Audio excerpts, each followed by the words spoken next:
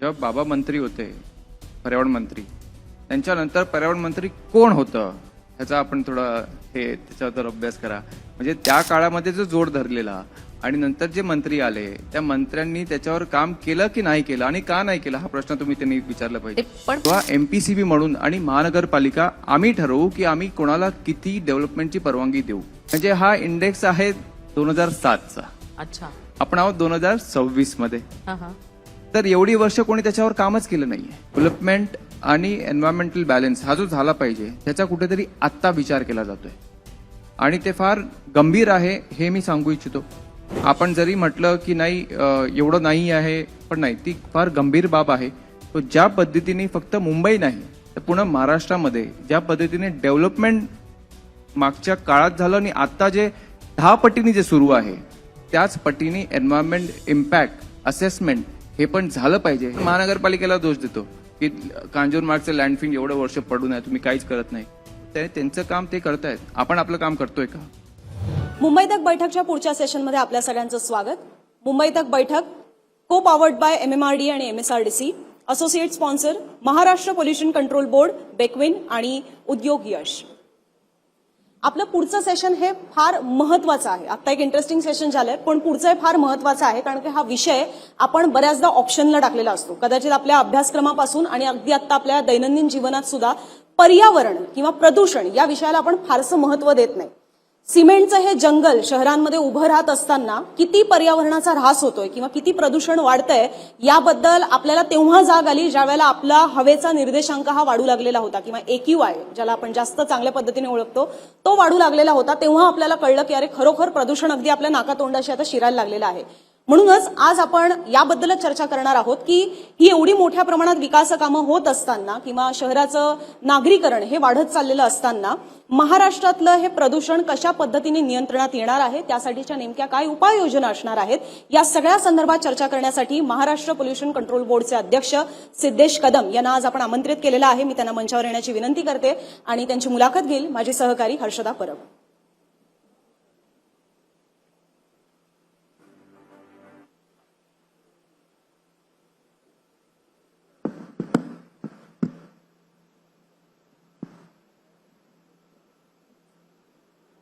अगदी सुरुवातीला जसं अनुजानं सांगितलं त्याप्रमाणे सिमेंटचं जंगल वाढतंय, म्हणजेच नागरीकरण वाढतंय आणि पर्यावरण आणि प्रदूषण अशा दोन्ही गोष्टीमध्ये बॅलन्स साधणं थोडंसं कठीण व्हायला लागलेलं आहे.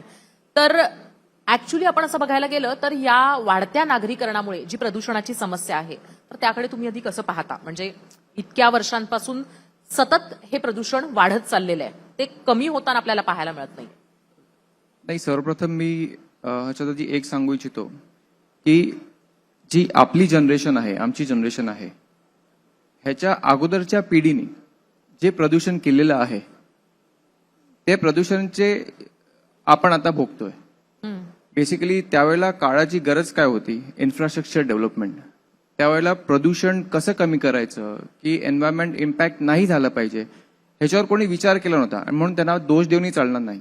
पण जो प्रश्न आपण विचारला की जो बॅलन्स डेव्हलपमेंट आणि एन्व्हायरमेंटल बॅलन्स हा जो झाला पाहिजे त्याचा कुठेतरी आत्ता विचार केला जातोय आणि ते फार गंभीर आहे हे मी सांगू इच्छितो. आपण जरी म्हटलं की नाही एवढं नाही आहे पण नाही, ती फार गंभीर बाब आहे. तो ज्या पद्धतीने फक्त मुंबई नाही तर पूर्ण महाराष्ट्रामध्ये ज्या पद्धतीने डेव्हलपमेंट मागच्या काळात झालं आणि आता जे 10 पटीने जे सुरू आहे त्याच पटीने एन्व्हायरमेंट इम्पॅक्ट असेसमेंट हे पण झालं पाहिजे या मताचे आपण आहोत.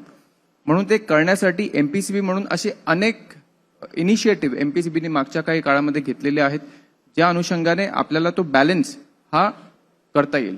तुम्ही इनिशिएटिव्हच्या बद्दल बोलला होतात तर त्यामुळे आपण तोच प्रश्न आपण घेऊयात, ते म्हणजे की इनिशिएटिव्ह म्हणजे काय करताय सध्या हा बॅलन्स साधण्यासाठी? म्हणजे एकीकडे विकास तर होत राहणार आहे पण दुसरीकडे प्रदूषणाची समस्या वाढू नये म्हणून काय आपल्याकडनं काळजी घेतली जाते? सर्वप्रथम आपल्याला सगळ्यांना कल्पना असेल एक प्रत्येक शहराचा एक पोल्युशन लोड इंडेक्स असतो. म्हणजे एक मुंबई शहर किती पोल्युशन घेऊ शकतं हा एक इंडेक्स आहे. आपल्या मुंबईचं पोल्युशनचं काही इंडेक्स सांगू शकाल इथे? आता मी त्याच्यावर तो इंडेक्स आहे पण हर्षदाजी तो इंडेक्स कधीचा आहे हे जर आपण ऐकलं ते फार आश्चर्यचकित आहे. म्हणजे हा इंडेक्स आहे 2007चा. अच्छा. आपण आहोत 2026 मध्ये. हा हा. तर एवढी वर्ष कोणी त्याच्यावर कामच केलं नाहीये. बेसिकली रिअल टाइम इंडेक्स असला पाहिजे का? आजच्या जगात ते शक्य आहे का? ते शक्य आहे. म्हणून एमपीसी मध्ये सर्वप्रथम आम्ही जे पहिलं काम हाती घेतलं ते आहे इम्पॅक्ट असेसमेंट स्टडी. म्हणजे एखाद्या शहराचं, म्हणजे मुंबई असो, पुणे असो, नागपूर असो, छत्रपती संभाजीनगर असो, ही जी मोठी मोठी शहरं महाराष्ट्रामध्ये आहेत, त्यांचा एक इम्पॅक्ट असेसमेंट स्टडी हा असला पाहिजे आणि तो रिअल टाइम असला पाहिजे. पण त्या दृष्टिकोनातून एमपीसीबीने ते स्टडी करण्यासाठी मग ते जगभरातले वेगवेगळ्या युनिव्हर्सिटी, मग युनिव्हर्सिटी ऑफ शिकागो असो, युनिव्हर्सिटी ऑफ कॅलिफोर्निया असो, आणि त्याचबरोबर आपल्या देशातल्या IIT असो, IIT बॉम्बे असो, ICT असो, ह्यांच्यासोबत आपण कोलॅबरेशन घेऊन हे इम्पॅक्ट असेसमेंट स्टडी आपण करायला घेतलेलं आहे. ते केल्यानंतर मला कळेल की मुंबईची पोल्युशन कॅरिंग कॅपॅसिटी किती आहे आणि त्या अनुषंगाने आपण मग मुंबईमध्ये इन्फ्रास्ट्रक्चर कसा डेव्हलप झाला पाहिजे. म्हणजे आता साधं उदाहरण देतो, आपण आहोत कोलाबामध्ये. हा. कोलाबाची पोल्युशन कॅरिंग कॅपॅसिटी किती आहे हे जेव्हा आपल्याला कळेल तेव्हा एमपीसीबी म्हणून आणि महानगरपालिका आम्ही ठरवू की आम्ही कोणाला किती डेव्हलपमेंटची परवानगी देऊ. अच्छा. ती पोल्युशन कॅरिंग कॅपॅसिटी क्रॉस नाही झाली पाहिजे, त्याच्यासाठी तो इम्पॅक्ट असेसमेंट स्टडी फार गरजेचा आहे. आणि पुढच्या काही काळामध्ये जेव्हा तो स्टडी पूर्ण होईल तेव्हा आपल्याला कळेल की आपण इन्फ्रास्ट्रक्चरचं आणि एन्व्हायरमेंटचं बॅलन्स खरंच करता येईल. आता आपण करतोय 2007च्या हिशोबाने. अरे बापरे. हा. मग किती काळात हा स्टडी पूर्ण होऊ शकेल असं काही अंदाज? पुढच्या 6 महिन्यामध्ये हा स्टडी कंप्लीट होईल. आपण केव्हा सुरू केलाय हा अभ्यास आणि कशा पद्धतीने होतो हा स्टडी हे पण सांगितलं तर बरं होईल. बेसिकली ह्याच्यामध्ये आपण पूर्ण सीझनल, आपण म्हणजे मुंबईचे जे ऋतू आहेत, समर, विंटर्स आणि मॉन्सून, तर प्रत्येक रिजनमध्ये ॲटमॉस्फेरिक चेंजेस काय घडलेलं आहे प्रत्येक सीझनमध्ये त्याचा स्टडी केला जातो. त्याच्याबरोबर जे डस्ट डिस्पर्शन पॉलिसी आपण म्हणतो, डस्ट डिस्पर्शन म्हणजे जे धुळीचे कण आहेत ते मुंबईतले आहेत की ठाण्याहून येतात की नवी मुंबईहून येतात की पालघरहून येतात, ह्याचा सुद्धा स्टडी केला जातो. त्याचबरोबर मुंबईमध्ये कोस्टल सिटी आहे, तर समुद्रातून जी हवा येते या हवेतून सुद्धा पोल्युशन किती येतं ह्याचाही स्टडी केला जातो. सर्वप्रथम मोस्ट इम्पॉर्टंट इज व्हेक्युलर ट्रॅफिक. मुंबईमध्ये ऍव्हरेज गाड्यांची स्पीड आहे ही आहे 30 किलोमीटर्स पर आवर. मग जेवढी स्पीड कमी त्याचा अर्थ की तेवढं त्याचं एमिशन जास्त. मग 2007 ते 2026 मध्ये गाड्यांची संख्या किती वाढलेली आहे ह्याचाही स्टडी केलेला आहे. असे अनेक बेसिकली अजून आता मॉन्सूनमध्ये ठीक आहे, पण जो आता समर होता, आपलं जे समर सीझन होतं, जूनमध्ये पण समर सीझन होता आणि मागच्या मे महिन्यापासून पाऊस सुरू झाला. तर समर सीझनमध्ये म्हणजे उन्हाळ्यामध्ये आपण एअर कंडिशनिंग किती यूज केलेलं आहे. तर एअर कंडिशनिंगचे आउटडोर युनिट आहेत, ह्याच्यामध्ये त्या एरियातला जो ओव्हरऑल ऍव्हरेज टेम्परेचर आहे त्याच्यामध्ये किती राईज झालेला आहे हाही स्टडी त्याच्यामध्ये केला जातो. अच्छा. छोट्या छोट्या गोष्टी, छोट्या गोष्टी दररोजच्या जगण्याशी जोडलेल्या. हर्षदादी, तुम्ही एक चांगला शब्द यूज केला की छोट्या छोट्या गोष्टी. म्हणजे ह्या छोट्या छोट्या गोष्टींनीच मोठा इम्पॅक्ट होतो. बरोबर. साधं एक्झाम्पल म्हणजे आज जसं मी गाड्यांचं एक्झाम्पल दिलो, आता मला यायला 2.5 तास लागले. Y cause the average speed is 30 kilometre per hour. म्हणजे आता आम्ही असं म्हणू शकतो का की हा जो रिपोर्ट आला की त्याच्यानंतर मग स्पीडने गाड्या धावण्यासाठी किंवा धावता येतील अशी आम्हाला एक खात्री मिळू शकते, कारण तुम्ही म्हणताय त्याप्रमाणे कमी जर स्पीड असेल तर नाही, उलट हर्षदाजी मी असं म्हणेन की उलट हा जो स्टडी आला तर आपण लोकांना हे प्रोत्साहन दिलं पाहिजे की जे आता शासन म्हणून जे पब्लिक ट्रान्सपोर्ट जे सुरू केलेलं आहे तो पब्लिक ट्रान्सपोर्टचा जास्त उपयोग करा. म्हणजे गाड्यांचा उपयोग कमी करा आणि पब्लिक ट्रान्सपोर्टचा उपयोग जास्त करा. आय थिंक ह्या स्टडीतून ते आपल्याला निवारण काढता येईल. बिकॉज आज पब्लिक ट्रान्सपोर्टचा उपयोग होतोय पण तरी तो पब्लिक ट्रान्सपोर्ट कमी पडतो. आज प्रत्येकाच्या घरामध्ये ऑन एन ऍव्हरेज 2 गाड्या तर आहेच. गरज आहे का, तो एक प्रश्नचिन्ह आहे. आणि जसं दिल्लीमध्ये तो प्रयोग करून बघितला ऑड आणि इव्हन, तो फेल झाला. तो शक्य नाहीये. बघा, कुठल्याही गोष्टी इम्पोज करायच्या नाहीयेत. इम्पोज केलो की आपल्याकडे रिव्हॉल्ट होतो. आपली मानसिकता तशी आहे, भारतीय मानसिकता तशी आहे की आपण इम्पोज करायला गेलो कुठल्या गोष्टी की त्याचा रिव्हॉल्ट होतो. म्हणून जर आपण आपल्या मार्फत जर अवेअरनेस केलं की नाही आपण पब्लिक ट्रान्सपोर्ट कमी यूज करावा, गरज असेल तरच गाडी काढा, नाहीतर आपण पब्लिक ट्रान्सपोर्ट यूज करा. ऍव्हरेज स्पीड जे सारखं म्हणतोय की 30 किलोमीटर पर आवर, मग त्याच्यातून जे एमिशन्स बाहेर पडतात हे एमिशन्सच आपल्या AQI मध्ये नंतर आपल्याला इम्पॅक्ट करतात. हाच AQIचा प्रश्न मला वाटतं आपण घेतला पाहिजे, कारण थंडी आली म्हणजे पाऊस कधी पडतोय आणि उन्हाळ्यात सुद्धा पाऊस पडला की आनंद होतो, कारण समोरचं जी दृश्यमानता आहे ती छान दिसते. AQIचा प्रश्न थंडीत विशेष जाणवतो. दिल्ली आणि मुंबई कुठेतरी तुलना व्हायला लागली आहे. तर का असं होतंय की मुंबईमध्ये किंवा महाराष्ट्रामध्ये AQIची समस्या होते आहे? म्हणजे थंडीची वाट पाहतो, पण त्याचबरोबर AQIची समस्या ही सुद्धा टेन्शन असतंच. मला वाटतं की दिल्ली आणि मुंबईची AQI संदर्भात कधी तुलना होऊ शकत नाही. पण आपण दिल्लीलाही दोष देऊन चालणार नाही. बेसिकली दिल्ली शहर एका सॉसर म्हणजे कपबशी आपण म्हणतो, त्याच्यामुळे त्यांना तो AQIचा त्रास होतो. पण मुंबईमध्ये सुद्धा हिवाळ्यामध्ये आपल्याला तो एक वेदर पॅटर्न आहे, त्या वेदर पॅटर्नमुळे आपल्याला तो AQI ढासळलेला दिसतो. मी आता बेसिकली तो एक्सप्लेन करतो बेसिकमध्ये. गरम हवा, थंड हवा. बेसिकली जी विंटरमध्ये जी थंड हवा असते ती त्याचं अल्टिट्यूड कमी असतं म्हणून ती ट्रॅप होते, आणि त्याच्यावरती असते गरम हवा, एटमॉस्फेरिक हवा. ही गरम असल्यामुळे ती जी थंड हवा आहे ती त्याला एक्झिट करायला भेटत नाही म्हणून ती ट्रॅप होते. आणि एका बाजूला आपल्याकडे सह्याद्री आहे, वेस्टर्न घाट्स आहे, आणि दुसऱ्या बाजूला समुद्र आहे. तर समुद्रातून जेव्हा ती हवा येते, ती हवा ट्रॅप झाल्यामुळे आपले जे पोल्युटंट्स आहेत ते मुंबईमध्ये तिकडे स्थिर राहतात. आणि विंटर्समध्ये ऍव्हरेज विंड स्पीड आहे, ही विंड स्पीड 50% पण खाली ड्रॉप होते, म्हणून ती हवा डिस्पर्सच होत नाही. म्हणून विंटर्समध्ये आपल्याला AQI ढासळलेला दिसतो. पण त्याच्यासाठी पण आता MPCB म्हणून जसं initiative, one of the initiative, आपण इनिशिएटिव्ह काय घेतलेलं आहे की आम्ही पॅरिस ऑलिम्पिक जेव्हा झालं, त्या पॅरिस ऑलिम्पिकमध्ये त्यांनी एक मॉडेल यूज केला की AQI फोरकास्टिंग मॉडेल. म्हणजे आता आपल्याकडे जसं मॉन्सून फोरकास्टिंग होतं तसं आपण AQI फोरकास्टिंग म्हणजे पुढच्या 7 दिवसाचं AQI काय असेल हे आपल्याला कळेल. BMC बरोबर टायप वगैरे केलेलं आहे का? बेसिकली महानगरपालिका, मुंबई महानगरपालिका आणि MMR रिजन याच्यामध्ये आपण ते प्रायोगिक तत्वावर सुरू करणार आहोत. त्याच्यामध्ये आपण फ्रेंचची एक कंपनी आहे त्यांच्यासोबत टायप केलेलं आहे, युनिव्हर्सिटी ऑफ शिकागो त्यांच्यासोबत टायप केलेलं आहे. आणि पुढच्या 7 दिवसाचं AQI काय असेल ते मला आज कळेल. म्हणजे मला काही कंट्रोल मेजर्स घ्यायचे आहेत पावसासारखं, म्हणजे मला काय अलर्ट द्यायचे आहेत, मी आज अलर्ट देत. म्हणजे कोल्हापूरचं AQI जर ढासळणार असेल तर मी आजच इकडे कंट्रोल मेजर्स घेत, कन्स्ट्रक्शन ऍक्टिव्हिटी बंद करा, व्हेहिक्युलर ट्रॅफिक कमी करा, मग आपल्याला तो AQI कंट्रोलमध्ये करता येईल. तर असे बरेच इनिशिएटिव्ह AQI संदर्भात आपण घेतलेले आहेत. त्याचबरोबर युनिव्हर्सिटी ऑफ शिकागो सोबत आपण अजून एक प्रयोग केलेला आहे. भारतामध्ये एकमेव MPCB अशीच आहे की आपण कार्बन ट्रेडिंग आपण सगळ्यांना ऐकलं असेल, तसं सल्फर डायऑक्साईड ट्रेडिंग प्लॅटफॉर्म MPCBने सुरू केलेला आहे. अच्छा, मग त्याचा काय फायदा होऊ शकतो भविष्यामध्ये? आर्थिकदृष्ट्या फायदा होऊ शकतो का? नाही, त्याच्यामध्ये सल्फर डायऑक्साईड, आता जे थर्मल पॉवर प्लांट्स आहेत हे सगळे कोळसा जाळतात, त्याच्यातून जो एमिशन होतो हा होतो सल्फर डायऑक्साईड. तर तो एमिशन कंट्रोलमध्ये करण्यासाठी, म्हणजे तुम्ही जर एमिशन कमी केलं तर तुम्हाला क्रेडिट्स मिळतील. अच्छा, मग तो आपल्याला कंट्रोल करता येईल. आणि जर तुम्ही वाढवलं तर तुम्हाला त्याचे पैसे भरावे लागतील. तर शेवटी आर्थिक दृष्टिकोनातून सुद्धा जर तुमच्या खिशाला जर जास्त पैसे लागत असतील तुम्ही ते कमी करणार. म्हणून हा एक त्याच्यामध्ये एमिशन ट्रेडिंग प्लॅटफॉर्म आपण सल्फर डायऑक्साईड सुरू केलेला आहे. आणि फक्त पॉवर प्लांटसाठी नाही, तर जेवढ्या इंडस्ट्रीज आहेत त्या सगळ्या त्या प्लॅटफॉर्मवर आहेत.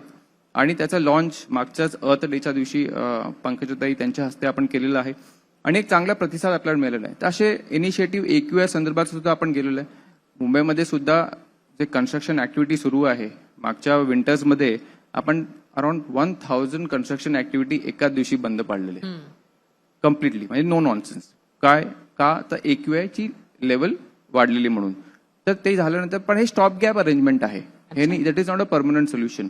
तर परमनंट सोल्युशन काय आहे, तर RMC प्लांटचं मुंबईचं जाळं आहे, त्याच्यामध्ये नवीन पॉलिसी आम्ही आणली, नवीन धोरण आणली की त्याच्यामध्ये AQI त्या परिसरातला नाही खराब झाला पाहिजे.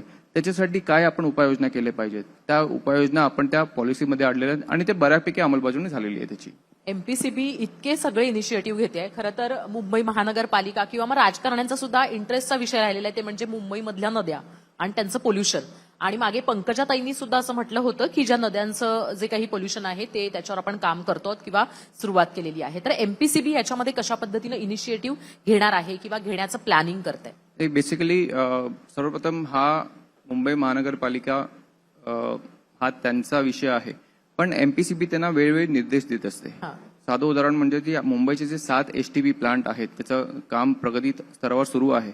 आताच मी आपले असोसिएट त्यांच्याशी चर्चा करत होतो की गेले 25 वर्ष हे STB प्लांट का नाही झाले ह्याचा आय थिंक मुंबईत एक म्हणून तुम्ही त्याचा शोध घेतला येस पाहिजे. ऍक्च्युली मिठी नदीवरचे जे एसटीपी सांगितलेले आहेत तेवढे पण बांधले गेलेले नाहीयेत आणि त्यामुळे तो सतत एक इश्यू होत राहतो. हर्षदाजी 2006 मध्ये जो पूर आला 5 की 6 मध्ये आय डोंट रिमेंबर 6 मध्ये जुलै तो जो महापूर आला त्या महापुरानंतर मुंबई महानगरपालिकेने एक चांगला निर्णय घेतला की हे एसटीपी म्हणजे पाणी साचतं ते ट्रीट करून आपण समुद्रात सोडलं पाहिजे.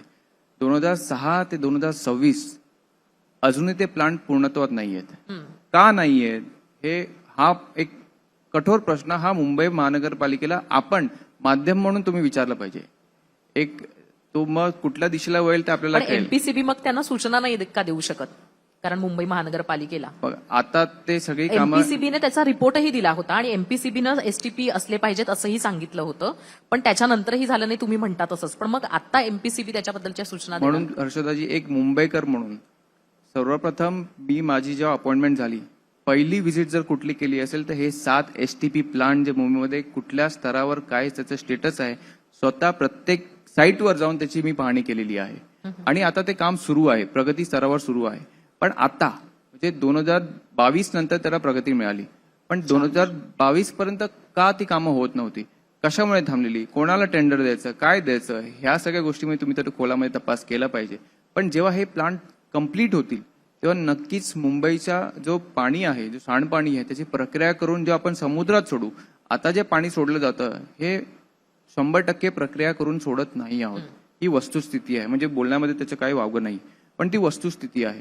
पण जेव्हा हे सगळे 7 प्लांट तयार होतील आणि जेव्हा ते 7 प्लांट ट्रीट करून जेव्हा पाणी सोडलं जाईल तर नक्कीच मुंबईच्या समुद्राचा चेहरामोहरा बदललेला आपल्याला दिसेल. एसटीपी म्हणजे सिवेज ट्रीटमेंट ट्रीटमेंट म्हणजे सांडपाणी प्रक्रिया करण्याचे हे प्लांट आहेत आणि बेसिकली आता जे सरकार आहे म्हणजे पंकजाताई नक्कीच पर्यावरण मंत्री म्हणून चांगलं काम करतात.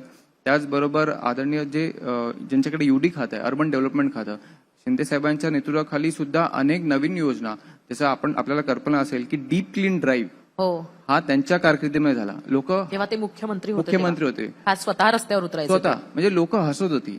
आपल्याला कल्पना असेल की जेव्हा आपण सगळे लहान होतो तेव्हा अनेक ठिकाणी फाउंटन असायचे.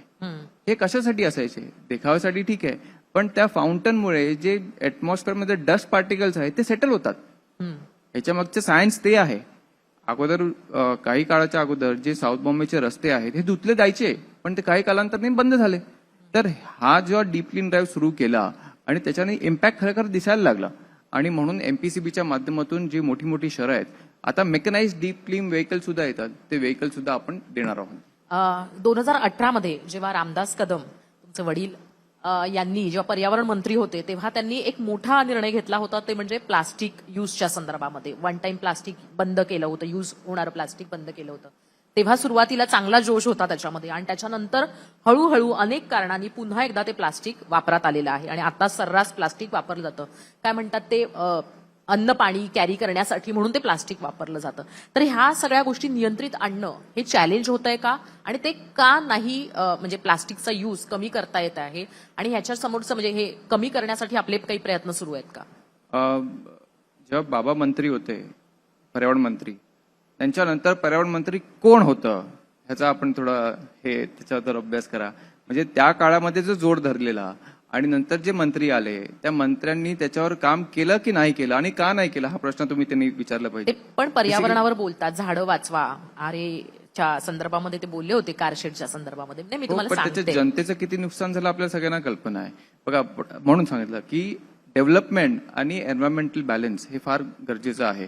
आता सुद्धा जे कोस्टलसाठी मँग्रोव्ह कापले जात आहेत पण तेच करताना अनेक मँग्रोव्ह ऑलरेडी महानगरपालिका त्यांचं प्लांटेशन झालेलं आहे आणि करते. तर हे जे बॅलन्स आहे हे होणं फार गरजेचं आहे. पण आपण जो प्लास्टिक संदर्भात जो प्रश्न विचारला मला वाटतं की हा एक बिहेव्हिअरल चेंजचा विषय आहे. मी घरातून जेव्हा बाहेर पडतो कुठलीही भाजी आणताना किंवा काही आणताना मी घरातून प्लास्टिकची पिशवी का नाही घेऊन बाहेर पडत हा एक बिहेव्हिअरल चेंजचा इश्यू आहे.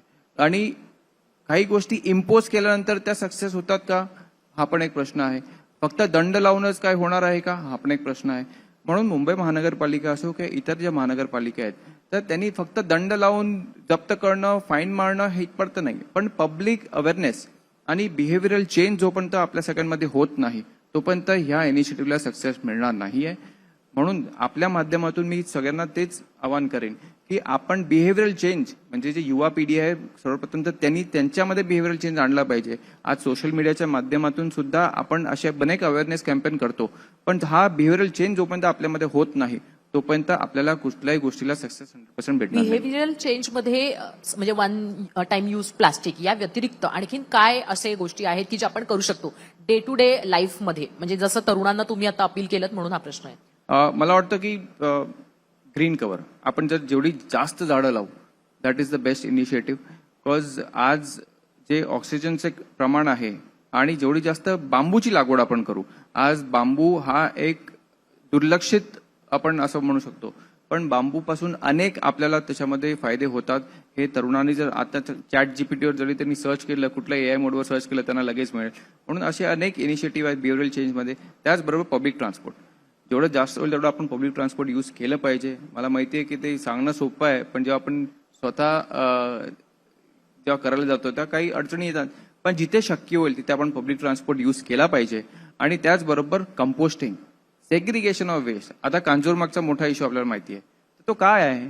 आपण आपल्या घरामध्ये ओला कचरा सुका कचरा सेग्रिगेट करतो का? हा आपण घरापासून सुरुवात केला पाहिजे. नाही करत म्हणून ते महानगरपालिका काय करते, ते एका डब्यामध्ये टाकते आणि मग ते लँडफिलमध्ये जातं.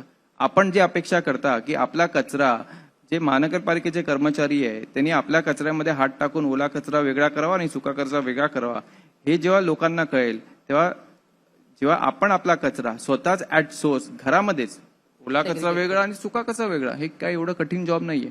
आपण महानगरपालिकेला दोष देतो की कांजूरमार्गचं लँडफिल एवढं वर्ष पडून आहे, तुम्ही काहीच करत नाही. त्यांचं काम ते करतायत, आपण आपलं काम करतोय का?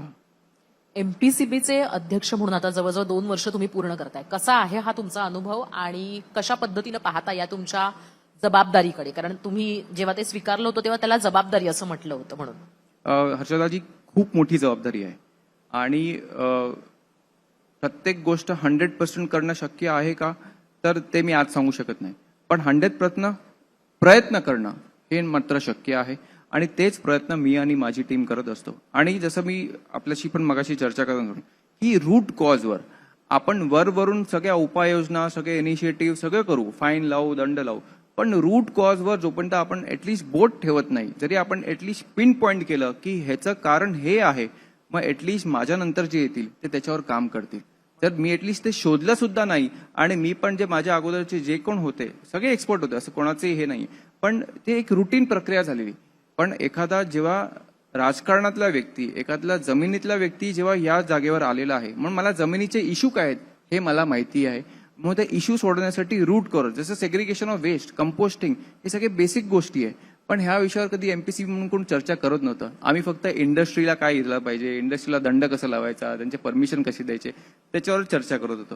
म्हणून एक तर जनतेशी रेग्युलर संवाद हा एक खूप महत्वाचा आहे आणि तो जेव्हा संवाद वाढत जाईल तर असे जे फ्युचर जनरेशनला ज्या काही गोष्टी आम्हाला द्यायच्या आहेत त्याच्यावर अंमलबजावणी करण्यासाठी एमपीसीबी म्हणून सक्षम आहे आणि ते करतील सुद्धा. तर एक खरं तर महत्वाचा मुद्दा तुम्ही सांगितलं ते म्हणजे की आपण आपल्या जगण्यातच काही बदल केले गेले पाहिजेत आणि 6 महिन्यानंतर येणारा जो तो रिपोर्ट आहे तो खूप इंटरेस्टिंग असेल आणि मला वाटतं की तो शेअर करणं लोकांबरोबर आणि विशेषतः मुंबई तक बरोबर केलं तर त्याचा फायदा नक्की होईल लोकांपर्यंत तो रिपोर्ट पोहोचवण्यासाठी आणि स्वतः पण समजून घेण्यासाठी की याची कारणं काय आहेत. तर धन्यवाद सर, तुम्ही खूप चांगली म्हणजे खूप चर्चा धन्यवाद झाली आपली हर्षदा. आणि खूप महत्वाचे मुद्दे सुद्धा सांगितलेले आहेत. ऍक्च्युली आमचे असोसिएट स्पॉन्सर आहेत बेकविन सुपर मिलेट कुकीज, तर त्यांच्याकडनं तुम्हाला हे सगळ्यात आधी तर तुमचं स्वागत केलं